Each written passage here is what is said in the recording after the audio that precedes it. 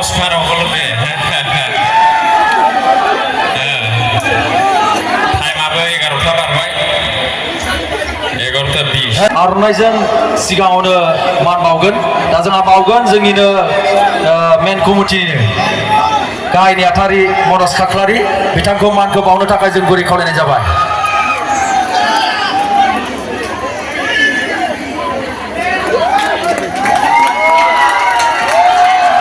जोंहा हिन्स बिथांमोना एसे बाहेरायाव थाथ'दों 2 मिनिट दा बे 2 मिनिटआव बिथां प्रेक्टिकेल बसुमतारी बिथाङा एसे नोंथांमोनजों सिनायथि लालायगोन आरो भलिउमটো পড়া যাব নাকি দাদা যাব না না যাব না যায় आरो नौका घाट याति हेक थारमाने जिखुनु जाया माने दिनैनि बे सालमारा ओनसोलाव फैना बिराद गोजोननाय मोनबाय 18टा 18टा गामिजों खुंफुंजानाय नैबे जुथुम्मायाव सफैनो हानानै बिराद गोजोननाय मोनबाय आंखौ असाइसबाबो लेंहरनायखाय मोजां मोनदां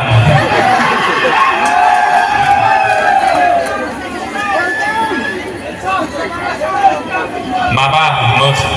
मोखाङाबो माबा खान्थाल बिगुर बादि सिब्र' जाबाय आंना दांबा बब्राब्रा मोनलायो आरोखि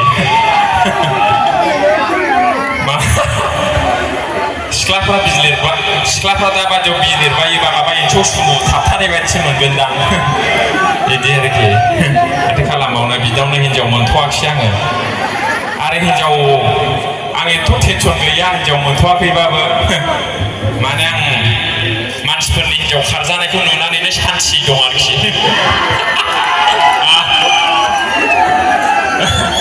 मानो होनबा हिनजावालाय लानो नागिरलाबायो सोरबा सोरबा मोजां मोजांफ्रा ओमफ्राय खारफिनजा गिया हाजिरा गाग्रा हौवाफोर जा ओंखारबाय ना गिया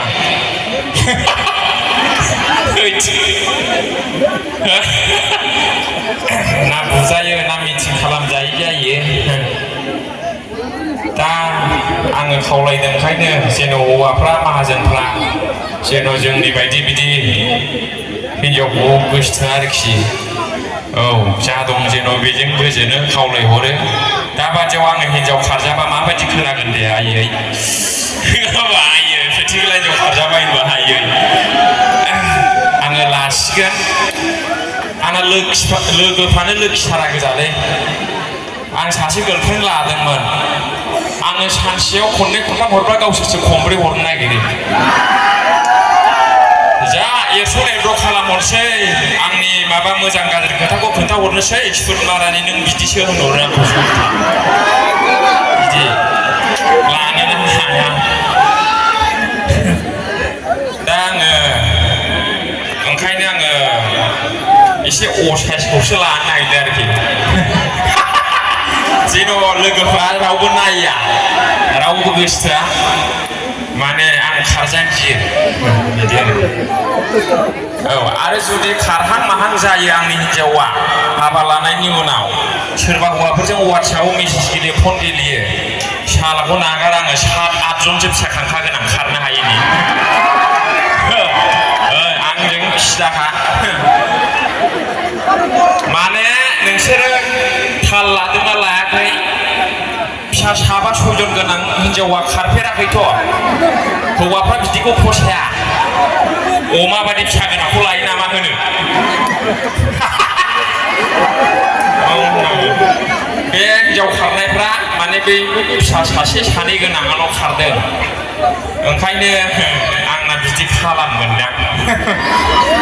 माने सासे फिसा खांनायाव गैयाबाबो 3-4 बोसोर नांगौ बेवहाय नंगौ नाङा माने ओरै बोसोरसे बैयाव थांखाबाय ओमफ्राय नोङो बोसोरसे बोसोरनै बोसोरथामा एसे मानबायनाय थाबायनाय बिदि जानांगोन ना सोरबा 6 मासनि 1 मासनि उन्दै गथ'खौ गारना खारफेरनाय रेकर्ड दं गैया बे गैया बिराद अनो हिनजावफ्रा उन्दैफोरखौ जेब्ला फिसाया 10 बोसोर जाबाय 7 बोसोर जाबाय 12 बोसोर जाबाय बिदिबासो गारना खारो ओंखायनो आंना जै बोसोरनै जाबाय सासे लाबावगोन जै बोसोरनै जाबाय सासे लाबावगोन बिदि जै हौवाफोरजों रायलायनाय खोनायो सोरनिबा हौवानि फन फैयो जानला मोनला खननै खनथामनि बारा फैबायथाय लाबावबाय आरोखि नायगोन आं बेखौ माबादि खारग्रा बिदियाव हिनजाव खारजायो थाल लाया बिसोरो दा ओंखाम खावलायदों आंना खावलायनाया बेसो जेन' रावनिबो हिनजावा खारा आरोखि बिराद गाज्रि खोनायो आरो बे हौवाफोरनि जाहोलाबायनायखौ जानो नाङा हिनजावफ्रा मुलि बायनानै माबा सिंग्राफ्राव फुनलाबायनानै जाहोयोनो आं खोन्थाखाबाय बे गुबुनजोंबो थांलाबायोना गुबुननि फिसायजोंबो मुलि होयोनो नंगौ मुलि होनानै नों जाबाय मुलिखौनो आन्दां नों जानोसै गोसोथोबलांसै हायना मुलियाबो दंमारोथ' गैया बिदि एसे थाल ला हिनजावफ्रा जानला मोनला हौवानिखौ दाजालाबाय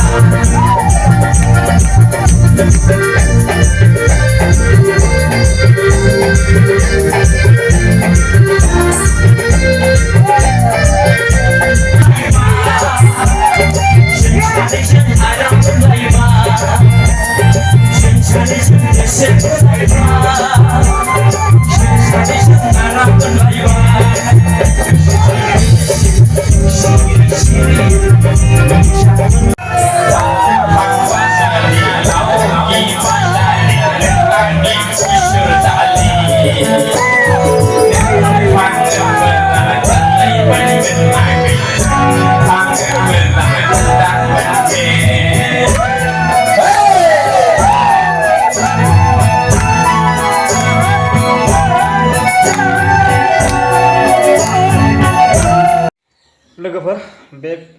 प्रग्रामा मैयानिमोन दे जोंनि जायगा खाथियावनो जादोंमोन आरो एसे खाथियाव जायोमोन आरो जोंनि दा आंबो एसे नायनो थांदोंमोन बेखायनो एसे भिडिअ लाबाय आं ब्लग बानायनो सानदोंमोन एसे आरो प्रेक्टिकेल आदाजों लोगो हमलायनो सानदोंमोन आरो ना ओमफ्राय टाइमनि आंखाल जाबाय ओमफ्राय मोनहैस्लाबदिया आरो ना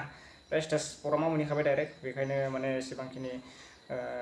लानो हादिया आरो ना भिडिअखौ मोजाङै ओमफ्राय ओरैनो जास्ट खेबनाय जाबाय भिडिअखौ शेयार खालामजाबाय आरो ना आंनि चेनेलाव दा बेखिनियानो लोगोफोर दा नेक्स्ट भिडिअ लोगो मोनगोन होनबा लोगोफोर सोरबाफोर चेनेलाव गोदान बावनानै चेनेलखौ साबसक्राइब खालामा लोगोफोर